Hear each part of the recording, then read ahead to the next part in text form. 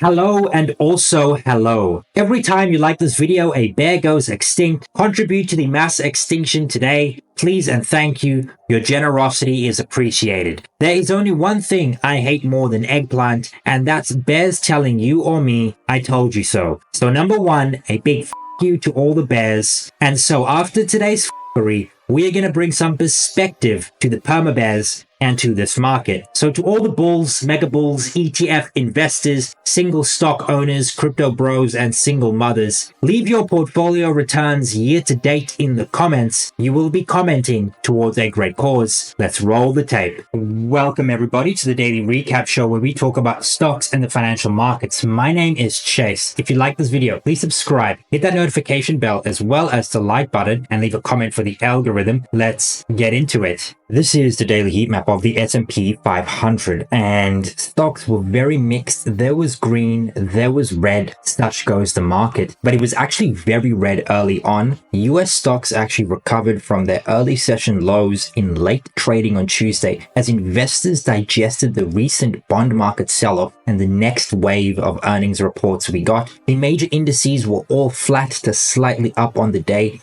but paired a lot of their losses in early trading. We saw outperformance in some of the mega caps: Microsoft, Google, Meta, Amazon, Walmart, Costco. They helped lift the market. Certain components in healthcare, but there was also a lot of green, especially in financials. Visa, MasterCard, Berkshire, AVGO, Apple led the selling. All in all, it was a very mixed day today. You had to be in the right stocks to gain. A lot of people's portfolios will also see red today, and stocks were trading carefully today among growing doubts that the Federal Reserve will continue to cut rates aggressively or even hold steady in November. Strength in the economy, cautious Fed speak, and concerns about the fiscal impact of an election win by the Republicans are factors in play. Now, right now, the market is still pointing to a 25 basis point worth of a cut here in November. However, long-run forecasts have come in significantly, especially in the last week. On September 18, we were looking at the end of 2025, the Fed funds being below 3%. Now it's 3.5% in just a couple of weeks. That's a long way for rates to come in. And as a result of this, yields need to move higher. And this is on the back of a stronger economy and also the inflation report that we got 3 or so weeks ago, the CPI report. That report was a little bit hotter than expected, and markets are simply trying to reprice real rates, and that means yields need to go higher. So it has to do with the election, the economy, Fed speak, what real rates are doing, trying to reprice all of those things. And as a result, rate cut forecasts have come in. However, we're still looking at a 25 basis point worth of a cut in November for right now. On the earnings side, we saw Walmart announce Tuesday it'll offer same-day prescription deliveries to 6 different states before the end of the year and roll out to 49 states throughout next year in 2026. The stock was up 1.65% today. We also saw another huge gainer was General Motors, up nearly 10% on the day, literally put in a bottom and just made higher highs into the close. Now it rose on the back of earnings. General Motors reported revenue of $48.7 billion, which topped estimates of $44 billion. That meant earnings beat in a very big way, and at the same time, management also raised guidance for the 3rd time this year for the next quarter. And when you get a double beat as well as a guidance raise, a double beat and raise, you're going to get massive outperformance, and this is probably going to continue into the next quarter. Well done to all GM shareholders. But looking at earnings overall, we saw a stellar day of earnings across the board. We had stuff like Philip Morris, GE, Danaher, Verizon, RTX, Lockheed Martin, Pfizer all report earnings today. Triple M and Moody's as well, FCX, General Motors, and they all beat earnings. They all surprised to the upside except for Sherwin-Williams Company, SHW. They actually missed on earnings. Other than that, it was a very strong earnings. Although revenue was a little bit mixed. For example, GE missed here on revenue. We also saw a revenue miss from Verizon. All in all, earnings today was very solid, and earnings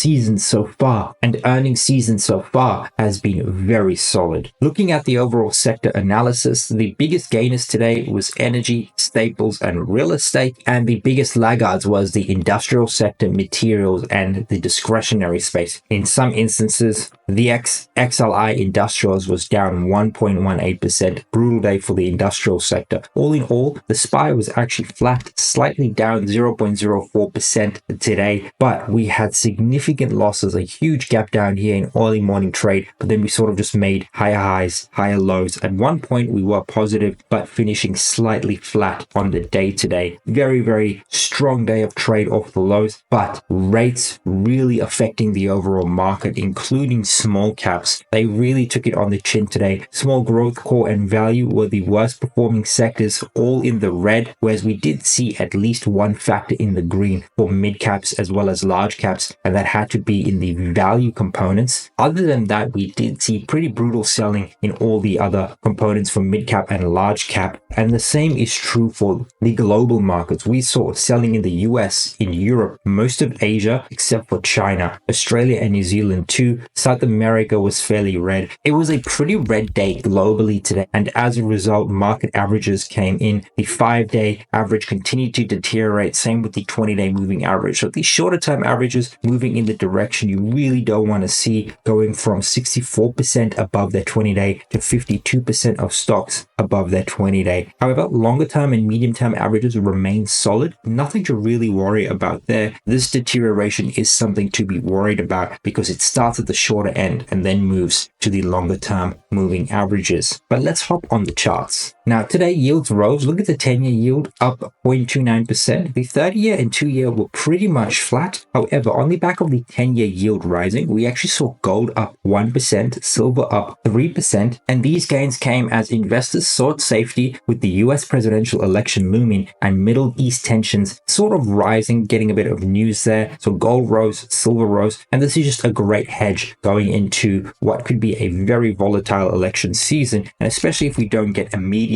certainty in the election, that volatility could seep into November and December with a contested election. And that's why we're seeing a pivot into commodities that's really going to help to smooth out returns in investors' portfolios. But looking at equities, the S&P 500 was flat on the day. The Nasdaq 100 did gain ever so slightly. Small caps, not a dumpster fire, but things are looking rather red here in the after hours, guys. The RSP, the equal weight, was down 0.45%. Mid caps was down. It was really an ugly day for equities overall, and we also saw some very concerning things, particularly in the IWM. This is the RTY, and if we actually zoom in, we're now officially in negative gamma, which means we now target the 2190 area, the put support. That's our downside target because we are in negative gamma. We had a close there. We did see some buying, but it wasn't enough to take us back above. So this now becomes our target, and I do think if we pull back, we need to find support right here and move up from there, because if we break this line, that's actually going to be a lower low in the context of an equal high, not very constructive, and then we could target these lower levels, 2100 and 2000. However,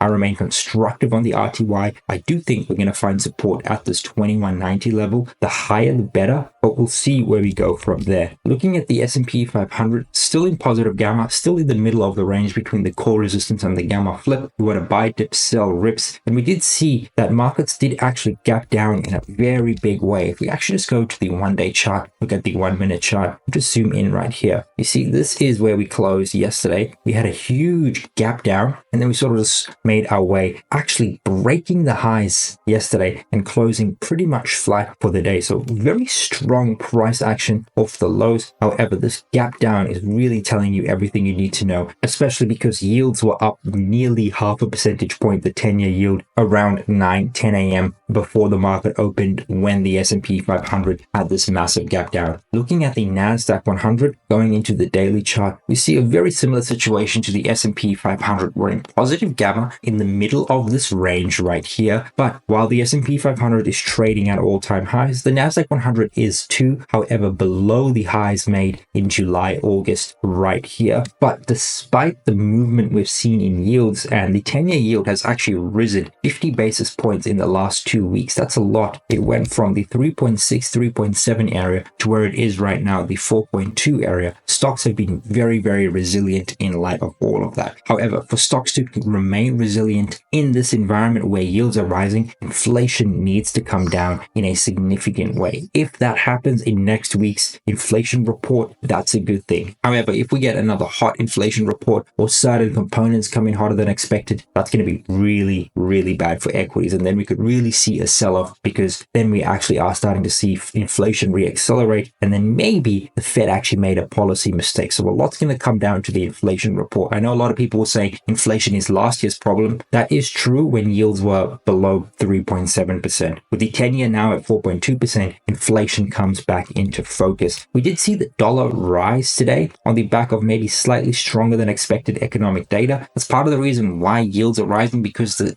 economy is significantly stronger than we initially thought. But it is starting to affect equities, because we are starting to see more red days and more sort of mean reversion days heading into this election, especially in this volatile October period. You do also have to understand we are in October and we're not quite out of the woods yet. This is the most volatile month in an election year. And if we actually do pull back, head into negative gamma and sort of hit these lower put support levels in the S&P 500, the NASDAQ 100, as well as the RTY, don't be surprised. Seasonality isn't a crystal ball, but it does allow us to assess probabilities. And often the probability suggests that in October, in an election year, we can see volatility even late into the month. So do be prepared for that. If we do get this volatility, some of it is seasonal and some of it has to do with the macro and fundamental picture. However, I still remain very constructive on equities overall, especially longer term into 2025-26. And as long as earnings move higher and margins keep doing what they're doing, I think you want to hold equities, and equities should outperform bonds, commodities, and any other asset class. Really, it's a great place to be, in my personal opinion, right now. And this volatility we're getting, you do want to buy the dip, and those dips are at the gamma flip zone or in the Russell right now. The put support, that's 2190 in the Russell, the NASDAQ 100, that's the 20,100 level, and in the S&P 500, that's the 5775 level. Looking at sentiment, this is BOFA's corporate sentiment indicator. They track a whole range of things, particularly in the earnings season, and so far, corporate sentiment tracking at record levels so far this earnings season, and that's because earnings season has been very good. 74% of S&P 500 companies have beat EPS expectations, 60% have beat revenue expectations, 72 companies have reported, and this is well above the historical post 2-week average of 64%, 59%, and 45% respectively. And realized earnings reactions have actually topped implied reactions so far this earnings season, and that's really saying something, considering that there were elevated levels of single stock volatility priced into the options market. And to put it simply, earnings beats are getting rewarded. EPS and revenue beats have seen a 3.51% one-day stock reaction. The average since 2000 is 1.49%. So overall, this is really good, because in the last couple of earnings season, we've actually seen companies beat EPS and revenue, and they haven't seen such a positive reaction surprise. So coming into earnings season, we have seen massive earnings revisions, and this is leading to stocks outperforming on an EPS and revenue beat. And that's exactly what you want to see. We saw that with Netflix, some of the banks, JP Morgan, Morgan Stanley, Goldman Sachs, and we do expect this to continue for the rest of earnings season. Now let's switch gears and talk about something that Goldman released. This is the annualized S&P 500 total return with and without the market concentration variable. And BOFA expect over the next 10 years a 3% annualized return, their baseline, every single year. The 2 standard deviation return above the baseline is 7%, and actually negative returns if you look 2 standard deviations below. Very interesting. But if you actually exclude the concentration variable, so pretty much you'd be buying the RSP, you're looking at 7% returns over the next 10 years compounded. And BOFA say this ranks near the highest levels in the last 100 years. Looking at the 2 standard deviation above, return is 11%. Below, you're looking at 3%. So if you are looking for outperformance, according to Goldman, you want to look at something like the RSP, the equal weight. They expect that to return significantly over the next 4 years. But do take this with a grain of salt. They use PE, price to earnings ratios, to forecast their variables. And I think the market deserves a higher multiple. The market is of extreme quality, particularly the S&P 500. The top 50 stocks in the S&P 500 are amazing companies, and they do deserve that higher multiple. And I don't think looking at historical variables and forecasting what future returns might look like using historical valuations is an accurate predictor of what's to come. But looking at the year and now and election day and what is to come,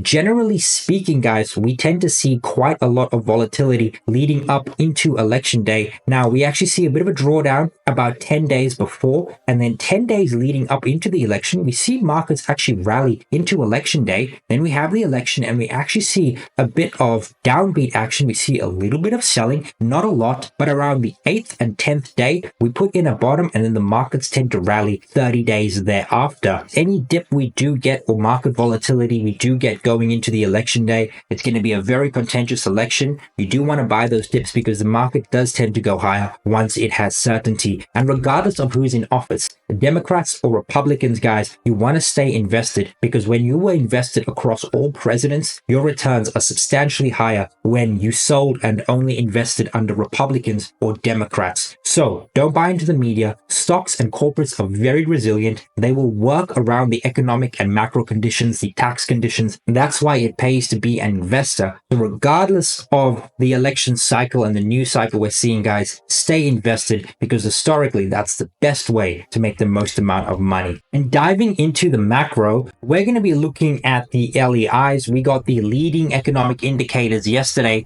And for those of you that don't know, the LEI, or the leading economic index, provides an early indication of significant turning points in the business cycle and where the economy is headed in the near term. There's 10 components, and it looks at average weekly hours in manufacturing, average weekly initial claims for unemployment insurance, manufacturers' new orders, the ISM index of new orders, manufacturers' new orders for non-defense capital, building permits, the S&P 500 stock index, the leading credit index, the interest rate spread, the 10-year Treasury versus the Fed funds rate, and the average consumer expectations for business conditions. And all in all, the LEI continues to move in a downward direction. It's this light blue line right here. And this was mostly on the back of weakness in factory orders, which continue to be a major drag on the US LEI. Manufacturing is still in somewhat of a recession. Additionally, the yield curve remained inverted, building permits declined, and the consumer's outlook for future business conditions was tepid. And with all of that, gains in the other LEI components were not significant enough to offset weakness among the four gauges that I just mentioned. Overall, the LEI continued to signal uncertainty for economic activity ahead, and this is consistent with the Conference Board's expectations for moderate growth at the close of 2024 and into early 2025. The US LEI signaled recession again, which is below this red line right here, and this is an indication that the economy may slow ahead. Now, personally, I don't really like the LEIs. They use a lot of survey data, which can be very, very noisy. However, still a high frequency, high quality data set we have to look at, and it is telling us that we could see a slowdown towards the end of the year into 2025. But do take it with a grain of salt, because the economy right now looks rather robust. For that to happen, we would have to see a major deterioration. And part of the reason why we actually are getting rate cuts is to avoid that type of economic deterioration. Nonetheless, great to look at. And for those of you that are believers in the LEIs, maybe you want to stay cautious. Looking at data for the rest of the week, tomorrow we get mortgage applications and existing home sales. The number we want to see is 3.9 million. And then earnings for the rest of the week. Tomorrow, the big one, everyone's going to be watching Tesla, along with Boeing, AT&T, Coca-Cola, IBM. But I think a big proponent is going to watch Tesla, as well as Lam Research. So tomorrow is the biggest day of this week's earnings. A huge, huge day before the open and after the close. But if you've made it up until here, thank you so much for watching. If you like this video, please subscribe, hit that notification bell, as well as the like button, and leave a comment for the algorithm. Cheers.